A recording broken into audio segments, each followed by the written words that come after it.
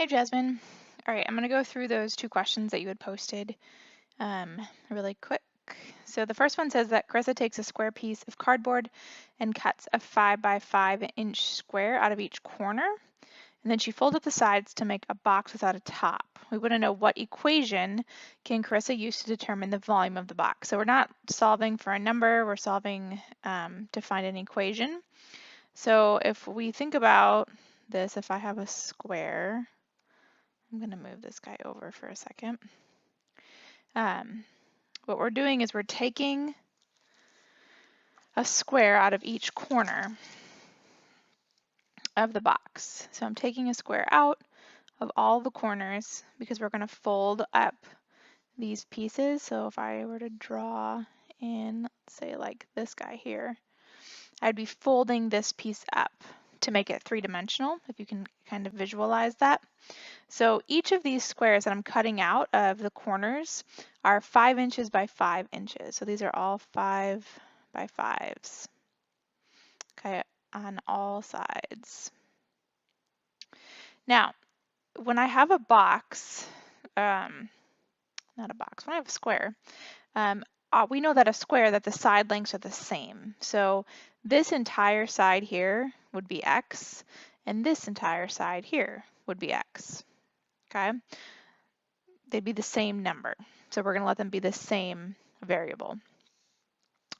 Now we're trying to find volume. Remember, volume of a box is length times width times height. So I need the length of each of my sides. Well, the length of one of these sides isn't just x because we're cutting out, we're taking away these squares in the corners. Okay, so I'm taking out the 5 from here and I'm taking out this 5 from here. So in total, I'm taking out 10 units or 10 inches from that side. And the same thing would apply here. This right here is 5 and this right here would be 5. So I'm taking away a total of 10 inches from that side. So now I have the length and the width of my box, but I need the height. So if I were to take this edge here and I were to fold it up, I want to know how tall would that box be? Well, we know that this length is 5. So the height of my box is 5.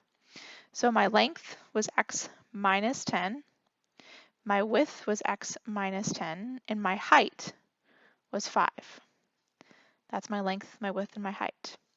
Now what you're going to have to do is simplify this. So we have parentheses, we have two binomials, we can go ahead and distribute everything out. I can multiply that x to both terms, so I'd get x squared minus 10x, and then I do the same thing with my second term.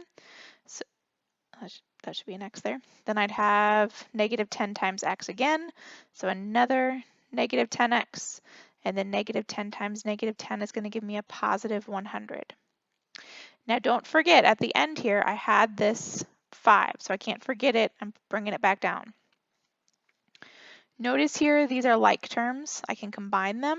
So I'm going to end up with x squared minus 20x plus 100 when I simplify everything inside, and I still have this 5.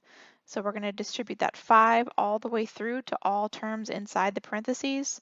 So 5x squared minus 100x plus 500. And that is going to be your volume as an equation for the box. Okay? All right, so that takes care of this one. I'm going to go ahead and bring this to the front. I'm going to cover that guy up for a second. Sorry, you might have to rewind and pause if you need to go back and look at what I just did. Okay, so workers have 1,600 meters of fencing to enclose a rectangular area where a music festival will be held. The table represents a quadratic function. Okay, so remember your quadratic, that's your ax squared plus bx plus c. And they look like this when they're graphed. They either open up or down. They're parabolas. Okay, so the table represents the quadratic function that shows how the area of the rectangle is formed by the fence and depends on the length of the rectangle. So these are all the the coordinates in my parabola, okay? It's not all of them, it's several of them. So select from the drop-down menu to correctly complete the sentence. So it says the x-coordinate of the vertex represents what? Okay. Now, the vertex, just so you remember, is either that minimum value or that maximum value, depending on your parabola, okay?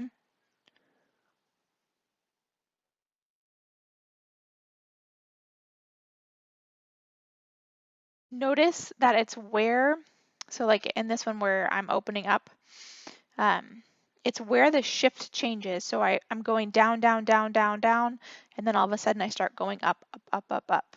Or I could be going up, up, up, up, and then that's where I shift and I change and I start going down, down, down. Okay, so it's the vertex is where your increasing and your decreasing switch. So if you look here, as my length is increasing, let's look at my area. Notice my area right here is increasing. So as I go here, I'm increasing.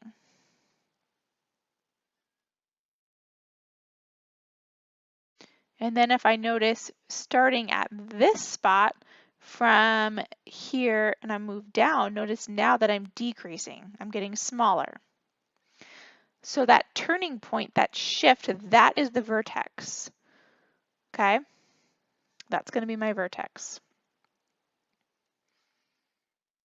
So if I'm increasing first and then decreasing, I'm gonna be opening down like this bottom parabola right here because I'm going up and now I'm going down, okay? So we're looking at an example like that.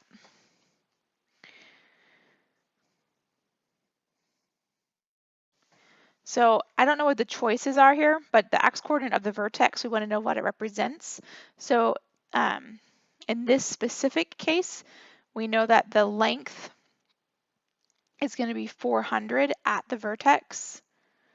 And it tells us that this length, this is when that maximum occurs. Okay, so I'm not exactly sure what your choices are. I can't see the answer choices in my when I open up the quiz, but hopefully that helps you answer that one correctly by me showing you which one is the vertex and what the vertex represents. It represents the maximum, and in this case, we're talking about the length of fencing in the maximum area. So when the length is 400, that's the largest area that we could maximize in that rectangular area for the music festival. All right, hopefully that helps with those two questions. Let me know if you need anything else.